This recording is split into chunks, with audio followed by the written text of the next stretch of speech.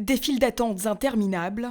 Ce lundi matin, les stations-service étaient prises d'assaut en Guyane. En cause, leur fermeture imminente, sur décision du préfet.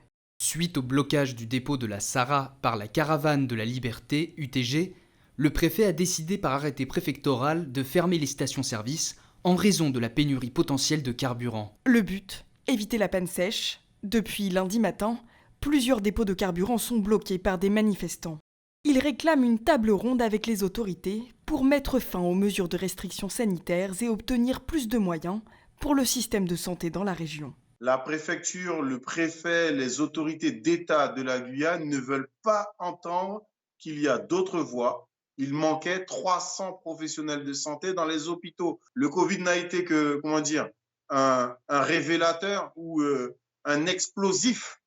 L'état d'urgence sanitaire en place depuis plus d'1 an a été prorogé en Guyane jusqu'à la fin de l'année pour faire face à la 4e vague épidémique. Un territoire dans lequel le vaccin contre le Covid-19 peine à convaincre. 32% de la population ont reçu au moins une dose de sérum, contre 75 en métropole. Dans l'attente d'une concertation, la préfecture a annoncé que les stations-service rouvriront ce mercredi. Mais la distribution d'essence ne se fera qu'en quantité limitée, avec 10 litres par véhicule. De leur côté, les contestataires entendent reconduire leur action jusqu'à l'ouverture de discussions avec les autorités. Une mobilisation qui n'est pas sans rappeler le mouvement social qui avait marqué la région il y a 5 ans. Les blocages des axes routiers, des commerces et des stations essence avaient duré plus d'1 mois.